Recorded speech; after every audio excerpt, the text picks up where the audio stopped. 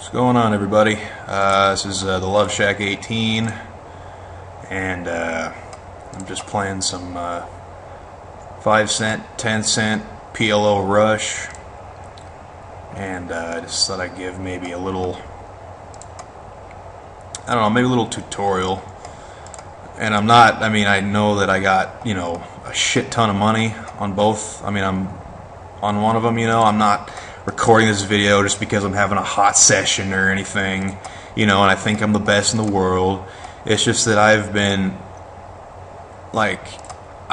doing this. I usually don't build up my stack to $50, but you usually want to play Rush. But I've been doing pretty well playing PLO Rush. I definitely prefer PLO over Hold'em. I'll prefer it any day. And maybe I could just give a couple of pointers on this game. That's you should take to heart. I've been studying the game for a while, taking notes and stuff. On what typically works and what doesn't. And usually I would play for a while. If I lost a couple of buy-ins, I'd figure out what I did wrong. What happened. Did I get my money in? Did it as well as I could have, and stuff. And I tried it, and I just learned from it and stuff. That's really all you can really do in this game. You have to just be constantly studying what's going on. Okay, so alright, now we got, let's see, we got trips here. Just gonna pot it.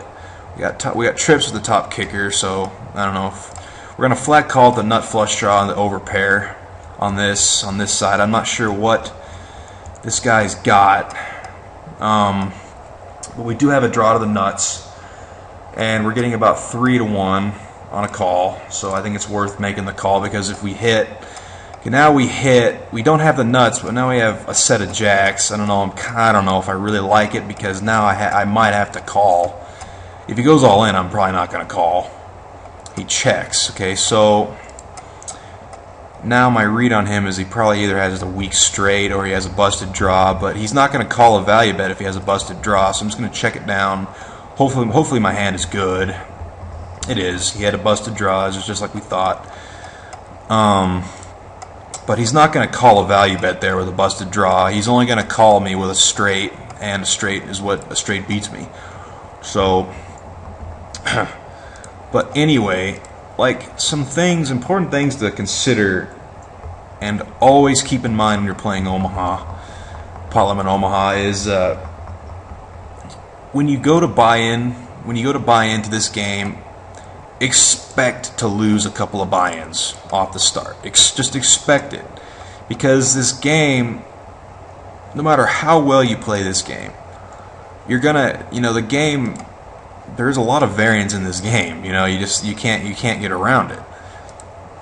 Just all you can really do to make sure that you can beat variance over time is to just make sure that. When you go to play for your entire stack, I'm just going to fold here. I think this guy's probably going to raise behind anyway. So, anyway, when you go to play for your entire stack, make sure that you have a solid read on your opponent, a solid enough read, and make sure that you go with that read. You're going to put your opponent on a hand. And okay, we're getting action here. Okay, now I'm just going to check behind here, because he's probably going to represent that ace. He doesn't. I don't really like it now, because alright, I'm just going to bet half the pot here. Because I don't know, I have nothing. I know he has nothing. That's the bummer part about it. If a heart would have hit, it would have been better. Or if the board paired or something like that. And the board did pair, but it gave me quads. That's why I'm not liking it. But anyway, back to my train of thought here. You know, when you go to play for your entire stack in this game, when you're put in that spot, you got to evaluate. You gotta weigh all the factors. I mean, the factors that I choose to weigh the most are my opponent's possible holdings. What could he have? Once you figure that out firsthand, and it's actually, you know, and you evaluate that over like how the hand's been played out so far, and what's been what's been going on. Like, what is your opponent doing? How is he playing this hand to where you can put him on something? And once you do that, then you take your own hand and you think, okay, I'm pretty sure there's a pretty high possibility my opponent has this hand. So what do I have, and what are my outs? What can I draw to? What are my hard outs? Hard outs meaning the card that's going to hit that will give you the best hand, almost definitely. You know, and you also have to weigh in, you know, you can't get confused with your soft outs, because your soft outs are the cards that can hit that might give you the best hand, but unlikely. You know, they're probably going to end up costing you more money anyway over the long term.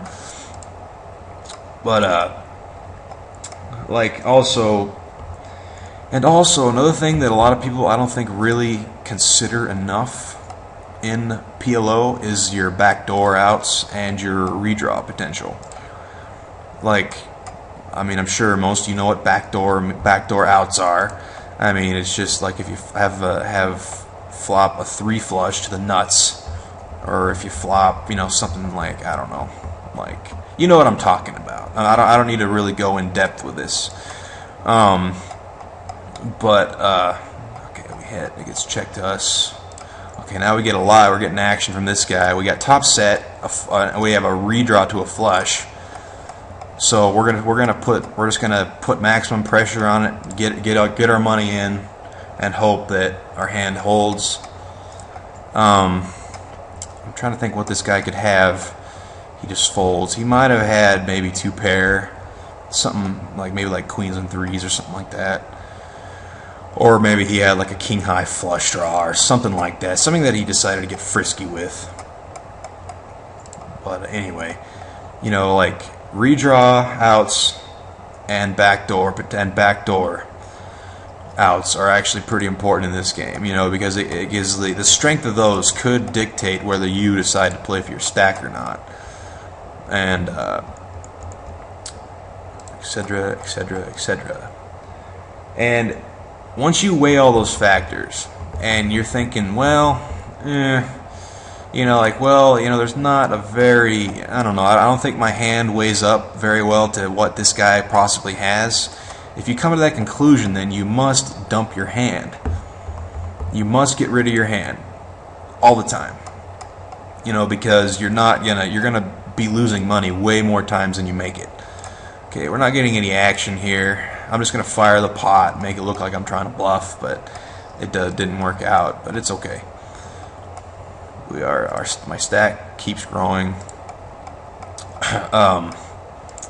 But if you weigh those factors again, and you're thinking, well, I think my hand fares pretty well against what he could have. I mean, I have a lot of outs to draw out to, and there's a chance that I could have the best hand. You could have the nuts yourself, and you're getting a lot of action. But you got to be careful though, because say the flop comes like 3, 4, 7, with like I don't know, there's a flush draw hits, and you don't have a redraw to that flush. You got to be very, very careful. Be extremely careful, because if you're getting a lot of action from your opponent, then your straight is probably not going to hold up. Okay, now we flop another freaking full house. I'm running like absolute god. All right, now this guy, I'm just gonna pot this guy. He flat calls us, which tells me that I'm more than likely ahead. He probably has a 5. He's probably got a 5, and he's probably gonna flat call us. Yep, he does, so we take it down. But anyway, I'm gonna go ahead and cut this video off and resume with part 2 of the video, so stay tuned for part 2.